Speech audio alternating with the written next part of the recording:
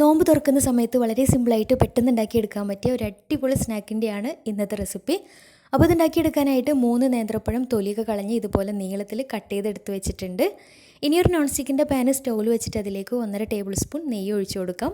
നെയ്യ് നന്നായിട്ട് ചൂടായിട്ട് വന്നാൽ ഇതിലേക്ക് കട്ട് ചെയ്ത് വെച്ചിട്ടുള്ള പഴം ചേർത്തിട്ട് നന്നായിട്ടൊന്ന് റോസ്റ്റ് ചെയ്തെടുക്കണം. അപ്പോൾ ഒരു ഭാഗം കളറൊക്കെ മാറി കിട്ടിയാൽ മറിച്ചിട്ട് കൊടുക്കാം. 2 ഭാഗവും കളറൊക്കെ മാറി നന്നായിട്ട് വെന്ത് കിട്ടിയാൽ പാനിൽ നിന്ന് മാറ്റാം.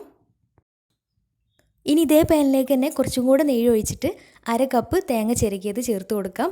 തേങ്ങ ചെറുതായിട്ടൊന്ന് കളർ മാറി വരുന്ന സമയത്ത് ഇതിലേക്ക് 3 ടേബിൾ സ്പൂൺ പഞ്ചസാരയും 1 ടീസ്പൂൺ ഏലക്കാപ്പൊടിയും ചേർത്ത് നന്നായിട്ടൊന്ന് വറുത്തെടുക്കാം. ഒരുപാട് കളർ മാറി നല്ല ഗോൾഡൻ കളർ ആവേണ്ട ആവശ്യമില്ല, ജസ്റ്റ് ഒന്ന് കളർ മാറിയിട്ട് കിട്ടിയാൽ മതി. എന്നിട്ട് ഇത് വേറൊരു ബൗളിലേക്ക് മാറ്റാം. ഇനി ഒരു മിക്സിയുടെ ജാറെടുത്ത് അതിലേക്ക് 3 കോഴിമുട്ട പൊട്ടിച്ചൊഴിച്ചത് ചേർത്ത് കൊടുക്കാം. കൂടെ തന്നെ 1 കപ്പ് മൈദ, 1 ടീസ്പൂൺ ഏലക്കാപ്പൊടി, 2 ടേബിൾ സ്പൂൺ പഞ്ചസാരയും ചേർത്ത് ആവശ്യത്തിന് വെള്ളവും ചേർത്ത് നന്നായിട്ടൊന്ന് അടിച്ചെടുക്കാം.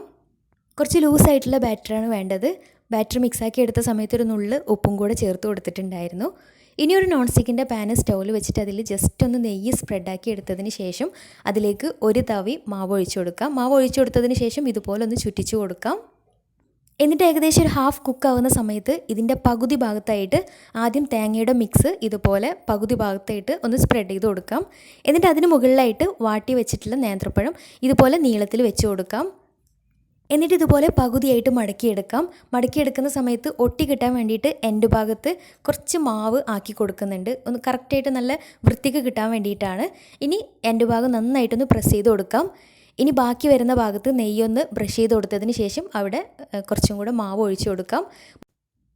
ഇനി നേരത്തെ ചെയ്ത പോലെ ഹാഫ് കുക്കാവുന്ന സമയത്ത് തന്നെ ആദ്യം തേങ്ങ വിതറി കൊടുക്കാം. അതിന് മുകളിലേക്കായിട്ട് പഴം നീളത്തിൽ വെച്ച് കൊടുക്കാം. പിന്നെ എൻഡ് ഭാഗത്തേക്കായിട്ട് കൂടുതൽ വരാത്ത രീതിയിൽ ചെയ്തെടുക്കാവും നന്നാവുക. അങ്ങനെ ആകുമ്പോൾ ഒട്ടി കിട്ടാനൊക്കെ ഒന്നും കൂടെ നല്ലത് അങ്ങനെയായിരിക്കും. ഇനി വെന്തിട്ടുള്ള ഭാഗം ഇതുപോലെ ഇങ്ങോട്ടേക്കും മറിച്ചിട്ട് കൊടുക്കാം. മറിച്ചിട്ട് കൊടുക്കുന്ന സമയത്ത് എൻഡ് ഭാഗം നന്നായിട്ടൊന്ന് പ്രസ് ചെയ്ത് കൊടുക്കണം. ഞാനിപ്പോൾ 3 ലെയറായിട്ടാണ് കേട്ടോ ഇതുപോലെ ചെയ്തെടുക്കുന്നത്. 3 ലെയറും ഇതുപോലെ ചെയ്തെടുത്ത് കഴിഞ്ഞാൽ അവസാനം പാനിൽ ഒന്നും കൂടെ നെയ്യൊന്ന് ബ്രഷ് ആക്കിയിട്ട് 2 ഭാഗവും ചെറുതായിട്ടൊന്ന് കളർ മാറ്റിയെടുക്കാം. നിർബന്ധമൊന്നുമില്ല, കാണാനൊരു ഭംഗിക്ക് വേണ്ടിയിട്ട് ചെയ്തെടുക്കുകയാണ്. നല്ല ടേസ്റ്റി ആയിട്ടുള്ള സ്നാക്കാണ് കേട്ടോ. സിമ്പിളാണ് ഉണ്ടാക്കിയെടുക്കാൻ. തീർച്ചയായിട്ടും ട്രൈ ചെയ്ത് നോക്കാം. കട്ട് ചെയ്തിട്ട് സെർവ് ചെയ്യുന്ന സമയത്ത് കട്ട് ചെയ്തിട്ട് സെർവ് ചെയ്യുകയും ചെയ്യാം. ട്രൈ ചെയ്തിട്ട് ഫീഡ്ബാക്ക്സ് അറിയിക്കാൻ മറക്കരുത്. അപ്പോൾ ഇനിയും നല്ല റെസിപ്പിയുമായി വീണ്ടും വരാം. അതുവരെ take care, bye, thank U.